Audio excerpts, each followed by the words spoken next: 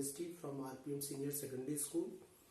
मैं आज फिर आपके साथ हूँ एक नए लेक्चर के साथ। सॉलिड स्टेट का सबसे इम्पोर्टेंट टॉपिक है ये। सॉलिड स्टेट जब स्टूडेंट नॉर्मली सीबीएसई के स्टूडेंट पढ़ते हैं तो ये वाला टॉपिक सबसे ज़्यादा परेशान करता है उन्हें। ठीक है, सबसे ज़्यादा परेशान करने वाला टॉपिक्स रहता है, ये हमने नोटिस किया है स्टूडेंट के साथ। या तो स्टूडेंट उसे अवॉइड करते हैं, पढ़ना नहीं चाहते, लेकिन मैंने पूरा प्रयास किया है कि शायद ये आपको अच्छा लगेगा, आपके समझ में आएगा, प्रॉब्लम शायद आपसे नहीं बचेंगी। मैंने पूरी कोशिश की है। ठीक है, मैं आज डिस्कस करने वाला हूँ बर्ड को। बर्ड को समझना चाहते हैं हम लोग, लेकिन बर्ड से याद आ गया, मैंने अभी प्रीवियस लेक्चर में ही कल बताया था, बर्ड एम्प्टी स्पेस को कहते हैं, फ्री स्पेस को कहते हैं। जब आप स्पेयर ऑफ एटम्स की पैकिंग कर रहे थे, जब आप स्पेयर ऑफ एटम्स की पैकिंग कर रहे थे तो उस पैकिंग के अंदर जो फ्री स्पेस बचता था, जो एम्प्टी स्पेस बचता था, हम उसी को वॉइड कहते थे। ठीक है, शुरू करते हैं। चलिए अभी हम बात करेंगे एक एक करके। ठीक है, मान लीजिएगा मेरे पास 3 स्पेयर ऑफ एटम्स है। मैंने एक बेस पर 3 स्पेयर ऑफ एटम्स अरेंज कर रखे हैं, लेकिन आप देखें कि इनके अगर आप लैटिस पॉइंट मिलाते हैं तो ये ट्राइएंगुलर अरेंजमेंट करेंगे, आपको दिखाई दे रहा होगा। और ये जो फ्री एम्प्टी स्पेस दिखाई देता है, ये होगा इसका बॉइड, ये होगा इसका बॉइड। आप इसे कह सकते हैं दिस इज ट्राइएंगुलर बॉइड। ठीक, चलिए मैंने और कर लिए थोड़े से, मैंने स्पेयर ऑफ एटम्स और अरेंज कर लिए। ठीक है, अगर आप इनके लैटिस को अरेंज करते हैं तो ये एक स्क्वायर अरेंज कर रहे हैं। ठीक है, यहां पे ये फ्री स्पेस आपको दिखाई देता है। ठीक है, यहां पे ये वाला जो फ्री स्पेस आपको दिखाई देता है, यही आपका क्या कहलाया करता है, बॉइड। ठीक है, लेकिन ये कौन सा बॉइड है, आपका स्क्वायर बॉइड। ठीक है, लेकिन एक स्टूडेंट ने मेरे से आके टोका कि सर ये तो 2D में है। ठीक है, एक स्टूडेंट ने मेरे से आके कहा कि सर ये तो 2D में है। ठीक है, हम सॉलिड को 3D में पढ़ रहे हैं, ये बात आप जानते हैं। हमारे सारे सॉलिड 3D में, 2D में तो है ही नहीं है। लेकिन ये बॉइड जो जनरेट हुए, ट्राइएंगुलर बॉइड, स्क्वायर बॉइड जो मेरे जनरेट हुए, जो मैंने आपको दिखाए पैकिंग करते समय, ये तो मेरे 2D में, तो इनकी मैं कोई बात नहीं करूंगा मैं। ठीक है, मैं यहां इनकी कोई बात नहीं करूंगा। ठीक है, बस मैं आपको बताना चाहता था, थोड़ा सा आपका कंफ्यूजन दूर करना चाहता था। ठीक है, मैं इस खाली स्पेस की बात करने चाहता हूं आज आपसे। ये जो फ्री स्पेस दिखाई देता है, इसी के बारे में बात करना चाहता हूं। हाँ सर, ठीक है, कहिए। तो याद करिए, मैंने आपसे कहा था कि 3D में हमारे क्रिस्टलाइन सॉलिड होते हैं। ठीक है, तो भैया ये क्वेश्चन हो सकता है कि 3D में हमारे 2 बॉइड होते हैं। एक तो होता है हमारा टेट्राहेड्रल बॉइड। ठीक है, एक तो हमारा होता है टेट्राहेड्रल बॉइड, और एक हमारा हुआ करता है ऑक्टाहेड्रल बॉइड। तो एक नई बात आ गई हमारे पास कि 3D में हमारे 2 टाइप के बॉइड होते हैं। ये क्वेश्चन 1 मार्क्स में हो सकते हैं कि नंबर ऑफ बॉइड्स इन 3D, एक सर टेट्राहेड्रल बॉइड होगा और एक ऑक्टाहेड्रल बॉइड्स होगा। अभी मैं इन वर्ड्स की बात करूंगा आप लोगों से। ठीक है, आज मैं इन वर्ड्स के बारे में आप लोगों से डिस्कस करने बैठा हूं। ठीक है, चलिए चलो समझते हैं, एक एक करके समझते हैं। टेट्राहेड्रल बॉइड की बात कर लेता हूं मैं पहले, फिर मैं ऑक्टाहेड्रल बॉइड की बात कर लूंगा। मान लीजिएगा आपने इस बेस पर 3 स्पेयर ऑफ एटम्स आपने इस तरीके से अरेंज कर रखे हैं। ठीक है, मैं थोड़ा साफ सा बना देता हूं, थोड़ा अच्छा नहीं लग रहा भाई। तो क्या करें, ड्राइंग ज्यादा अच्छी नहीं है। ठीक है, चलिए देखिएगा ध्यान से। मैंने इस बेस पर, ब्लैक बोर्ड हमारा एक बेस हो गया, मैंने इस बेस पर 3 स्पेयर ऑफ एटम्स ले रखे हैं। ठीक है, आप ये चीज को ना आप खुद से कर सकते हैं, खुद से फील कर सकते हैं, खुद से प्रैक्टिकली चीजों को समझ सकते हैं। कैसे कि 3 सेम साइज की आप बॉल ले लेना, 3 सेम साइज की आप बॉल ले लेना, सेम साइज की बॉल ले लेना, और 3 बॉलों को आप एक बेस पर रख देना, इस तरीके से अरेंज कर देना, एक ट्राइंगुलर अरेंजमेंट में रख देना। आपको यहां पे दिखाई देता होगा कि ये फ्री स्पेस आपको दिखाई दे रहा है, यहां पे ये फ्री स्पेस बचा हुआ है, यही बॉर्ड है, लेकिन ये वाला बॉर्ड तो 2D में होगा। चलिए मान लीजिएगा इसी बेस स्पेयर के ऊपर इस 3 एटम का जो बेस है उसके ऊपर अगर मैं एक अलग से एक बॉयड एक स्पेयर ऑफ एटम्स और रख देता हूं उसके ऊपर, ठीक इसके ऊपर रख देता हूं, ध्यान से देखिएगा, मैं ठीक इसके ऊपर रख देता हूं, जो फ्री स्पेस था वो इस एटम से क्या हो जाएगा, बंद हो जाएगा। फिर समझिएगा, इस ब्लैक बोर्ड पर मैंने 3 एटम्स रखे, spare of atom same size के रखे, ये फ्री स्पेस आपको दिखाई देता है, ये खाली जगह आपको दिखाई देगी। मैंने उस खाली जगह को, उस वॉइड को, उस एम्प्टी स्पेस को बंद करने के लिए एक स्पेयर ऑफ एटम्स और रख दिया इसके ऊपर। ठीक है, इस तरीके से उसे बंद करने का मैंने प्रयास किया, मैंने इसे और बंद कर दिया। जब आप इसे देखेंगे ये आपका वॉइड स्पेयर बंद हो जाएगा। इस एटम्स को रखने के बाद वो आपका वॉइड आपका क्या हो जाएगा, बंद हो जाएगा। ठीक, यहीं से शुरुआत होगी। जब वो बंद हो जाएगा, मैं इस चीज को ऐसे कर लेता हूं ताकि आपको समझ में आए चीजें, आपकी चीजें समझ में आए कि अब हमने इसके ऊपर एक इमेजिंग कर लीजिएगा कि एक स्पेयर ऑफ एटम्स मैंने और रख दिया है और इसी को हम लोग कहते हैं, और ये जो फ्री स्पेस बचेगा, ये 4 एटम्स को अरेंज करने के बाद यही हमारा होता है टेट्राहेड्रल वॉइड। ठीक है, यही हमारा हुआ करता है टेट्राहेड्रल वॉइड। मैं इसी की बात कर रहा हूं। डेफिनेशंस मैंने लिखी हुई है एक लाइन की, मैं बहुत कंफ्यूजन नहीं देना चाहता अपने बच्चों को। साइड बुक्स में बहुत कुछ लिखा हुआ है, मैं आपके लिए छोटी छोटी डेफिनेशंस लाता हूं, आपका प्रेशर कम करना चाहता हूं। आप परेशान ना हो, आप बड़ी बड़ी चीजें ना पढ़े, परेशान हो जाएंगे। हम पढ़ना उतना ही है, हम कम में काम कर सकते हैं भाई। This types of void is surrounded by 4 sphere. अगर टेट्राहेड्रल वॉइड की बात करते हो सर, तो this types of void is surrounded by 4 sphere of atoms. 4 sphere से जनरेट होगा।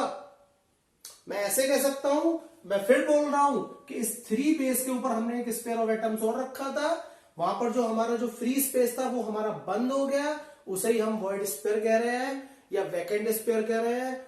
मैं अपनी डेफिनेशन चेंज कर सकता हूं। Vacant sphere are directing touching to 4 sphere of atoms, 3 base के और एक ऊपर से मैंने रखा था, तो टोटल 4 एटम से अरेंज हुआ। जो वैकेंट स्पेस था, जो फ्री स्पेस था, जो वॉइड स्पेयर था, जो हमारा खाली जगह थी, वो 4 एटम से कनेक्ट हो रही है। 3 बेस पर थे, एक ऊपर से मैं लाया था। समझ में आ रहा होगा, समझ में आ रहा होगा। तो void sphere are directing touching to 4 sphere of atom, it is called tetrahedral void. मैं ऐसे भी कह सकता हूं। चलिए अब समझते हैं, थोड़ा सा और आगे चीजों को बढ़ाते हैं। आपका ये जो टेट्राहेड्रल वॉइड्स होता है, ये तो बात पहले तय होगी, 3D में होता है। मैं आपको एक बात और बता दूं कि जितना ज्यादा स्पेयर ऑफ एटम्स होगा, जितना बड़ा साइज आपके स्पेयर ऑफ एटम्स के होंगे, उतना ही बड़ा आपके वॉइड का साइज होता जाएगा। पहले तो ये बात समझ लीजिएगा कि जितने बड़े बड़े आप स्पेयर ऑफ एटम्स लाओगे, उतना ही इंक्रीज होगा आपका वॉइड स्पेयर। वॉइड स्पेयर की साइज डिपेंड करती है स्पेयर ऑफ एटम्स की साइज पर। जितना छोटा होगा उतना ही छोटा वॉइड जनरेट होगा, जितने बड़े स्पेयर ऑफ एटम्स होंगे उतना ही बड़ा वॉइड स्पेयर आपका जनरेट होगा। चलिए अब दूसरी बात आती है, आपको याद है आपके पड़ोसी कौन होते थे, कोऑर्डिनेशन नंबर। हमसे पूछ सकता है कि टेट्राहेड्रल वॉइड में सर कोऑर्डिनेशन नंबर क्या होगा। आपका जो वॉइड स्पेयर है वो डायरेक्टिंग टच कितने से कर रहा है, 4 से कर रहा है, 3 बेस पर और एक मैंने ऊपर से रखा। टोटल वॉइड स्पेयर आपका 4 एटम से बेटा कनेक्ट करता है। ये क्वेश्चन बोर्ड में हो सकता है, ये क्वेश्चन जेई वगैरह में पूछा जा सकता है कि what is the coordination number of tetrahedral void is 4। सब सारी चीजें आपके सामने है, आपको कंफ्यूज नहीं होना है कि जो वॉइड स्पेयर था, जो खाली जगह थी, वो 4 एटम से बंद है, 4 एटम से घिरी हुई है, इसलिए मैंने कहा है। ठीक है, चलिए कोऑर्डिनेशन नंबर आ गया 4 होगा। टेट्राहेड्रल वॉइड की बात हो गई। मैंने कहा था स्पेयर ऑफ एटम्स की साइज बढ़ेगी तो वॉइड की साइज बढ़ जाएगी। चलिए और बात करते हैं थोड़ी सी इसके बारे में। चलिए मान लीजिएगा कोई स्टूडेंट आपसे ये कहता, थोड़ा सा समझते हैं, आपको कंफ्यूजन नहीं करना चाहता मैं, ठीक है, थोड़ा सा समझते हैं कि आपसे कोई स्टूडेंट आके ये कहता कि सर एक बात बताइए, ये है हमारे स्पेयर ऑफ एटम्स, ये तो रेडियस है स्पेयर ऑफ एटम्स की, ये है इसका वॉइड स्पेयर, ये जो बीच में आपको दिखाई देता है, ये जो खाली जगह दिखाई देती है, ये वॉइड स्पेयर है। इस स्पेयर की भी तो कोई साइज होगी, इस स्पेयर ऑफ एटम्स की जो वॉइड स्पेयर जनरेट हुआ उसकी भी तो कोई साइज होगी। यस होगी, बिल्कुल होगी। आप ये तो मानते हैं कि 3D में भी एक एटम इसके ऊपर और रखा होगा, है ना, इस तरीके से समझते हैं। तो आपसे कोई कहता है कि सर एक बात बताइए कि अगर मैं आपसे वॉइड स्फीयर की रेडियस पता करना चाहता हूं तो मैं पता कर सकता हूं, या अगर कोई आपसे कहता है कि अगर हम sphere of radius sphere of atoms की पता करना चाहते हैं तो पता कर सकते हैं? बिल्कुल कर सकते हैं। एक काम करिएगा सर, या तो आप मुझे स्फीयर की रेडियस दे दीजिए तो मैं आपको वर्ड की रेडियस बता दूंगा, या आप मुझे वर्ड की रेडियस दे दीजिए तो मैं आपको स्फीयर की रेडियस बता दूंगा। मेरे पास एक बड़ा प्यारा सा रिलेशन हुआ करता है, रेडियस ऑफ वॉइड, बड़ा इंपोर्टेंट रिलेशन है, रेडियस ऑफ वॉइड, ठीक है, radius of void upon radius of sphere atom goes to 0.225, 0.225। ये रिलेशन हमारे पास हुआ करता है कि अगर आपको कोई वॉइड की रेडियस बता दे तो आप स्फीयर ऑफ एटम्स की रेडियस पता कर सकते हैं। टेट्राहेड्रल वॉइड के लिए रिलेशन होता है 0.225, ठीक है। मान लीजिएगा अगर ये x है तो y निकाल सकते हैं, अगर ये y है तो आप इसकी वैल्यू निकाल सकते हैं, मल्टीप्लाई करना है बस आपको। चलिए अब एक बात और मैं बता दूं कि भैया ये जो टेट्राहेड्रल वॉइड आपके होते हैं, ये जो आपके टेट्राहेड्रल वॉइड होते हैं स्फीयर ऑफ एटम्स में रहते हैं एनाइन। स्फीयर ऑफ एटम्स में कौन रहते हैं? एनाइंस। समझ में आता है? आयनिक कंपाउंड्स की अगर मैं बात करूं तो स्फीयर ऑफ एटम्स में तो हमेशा ऑलवेज एनाइंस रहते हैं, और कैटाइन की साइज बहुत छोटी होती है, वो कहां रहते हैं? वॉइड स्फीयर में। वो कहां रहते हैं? वॉइड स्फीयर में। ये क्वेश्चन हो सकता है अलग से कि वॉइड स्फीयर में कौन रहता है? आयनिक कंपाउंड्स में कैटाइन या एनाइन। कैटाइन की साइज छोटी होती है वो वॉइड में रहेगा, एनाइन की साइज बड़ी होती है वो स्फीयर ऑफ एटम्स में रहेगा। यहां से ये भी क्वेश्चन हो सकता है कि अगर मैं आपको रेडियस ऑफ एनाइन दे दूं तो क्या रेडियस ऑफ कैटाइन पता कर सकते हैं, या रेडियस ऑफ कैटाइन दे दूं तो आप क्या रेडियस ऑफ एनाइन पता कर सकते हैं? बिल्कुल कर सकते हैं सर। मेरे पास रिलेशन है radius of cation upon radius of anion बराबर 0.225। इस तरीके से हम कैटाइन और एनाइन की रेडियस भी पता कर सकते हैं वॉइड के लिए, वॉइड की और स्फीयर ऑफ एटम्स की रेडियस पता कर सकते हैं। कोऑर्डिनेशन नंबर की बात हो गई हमारी, ठीक है। कोऑर्डिनेशन नंबर की बात हमारी हो चुकी है कि सर कोऑर्डिनेशन नंबर हम निकाल लेंगे, ठीक है। अब उसके बाद हमारी क्या बात है, इसमें जो सबसे इंपॉर्टेंट बात है वो मैं आपको बता दूं, ठीक है। चलिए, जब हमने एक तीन स्फीयर ऑफ एटम एक बेस पर लिए थे और फिर हमने एक स्फीयर ऑफ एटम्स और ऊपर से रखा था तो एक वॉइड बना था, ठीक है। टेट्राहेड्रल वॉइड्स के अंदर ईच स्फीयर ऑफ एटम्स, फिर सुनिएगा बड़ी इंपॉर्टेंट बात है ये, टेट्राहेड्रल वॉइड्स के अंदर, टेट्राहेड्रल वॉइड 3D में होते हैं, टेट्राहेड्रल वॉइड्स के अंदर ईच स्फीयर 2 वॉइड जनरेट करता है। कितना करता है? ईच स्फीयर 2 वॉइड जनरेट करता है। एक्चुअली में प्रॉब्लम क्या है कि वो मेरे पास 4 बॉल नहीं, तो मैं करके दिखाता आपको कि देखिए, मान के चलिएगा कि 3 बॉल आपकी इस स्फीयर पर रखी हुई है, आपने एक स्फीयर ऑफ एटम्स और रखा तो 1 वॉइड जनरेट हो गया। अब उसी बॉल के ऊपर अगर आप 3 स्फीयर ऑफ एटम्स और रख देंगे तो एक स्फीयर ऑफ एटम्स कितने वॉइड जनरेट कर रहा है? 2। ध्यान रखिएगा, यही इंपॉर्टेंट बात है कि एक स्फीयर ऑफ एटम्स कितने वॉइड जनरेट करेगा? 2। ध्यान रखेंगे 3D में 2 वॉइड होते हैं, टेट्रा और ऑक्टा। और अगर चीजें यहां से आती हैं कि अगर नंबर ऑफ एटम आपके n है, टेट्राहेड्रल वॉइड्स की बात कर रहा हूं, तो टेट्राहेड्रल वॉइड आपके जनरेट होंगे 2n। This is very important बात, ठीक है। मैंने बहुत बातें कर ली हैं, यहां से मेरी कोई प्रॉब्लम बचने वाली नहीं है।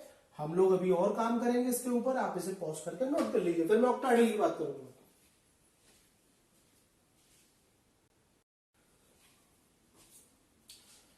हमारा जो टेट्राहेड्रल वॉइड्स होता है, जब हम एटम्स को अरेंज करते हैं तो आपने देखा एक टेट्राहेड्रल वॉइड जनरेट हो जाता है, बॉयड टेट्राहेड्रल्स नहीं होता। ध्यान रखेंगे इस चीज का, इस चीज को समझने का प्रयास करेंगे कि बॉयड टेट्राहेड्रल्स नहीं होता है, वो अरेंजमेंट मेरे बच्चे टेट्राहेड्रल्स होता है। उस अरेंजमेंट को टेट्राहेड्रल वॉइड्स कहा जा रहा है, बॉयड टेट्राहेड्रल्स नहीं है। अरेंजमेंट, स्फीयर ऑफ एटम्स का जो अरेंजमेंट आएगा अरेंज करने पर, वो टेट्राहेड्रल वॉइड्स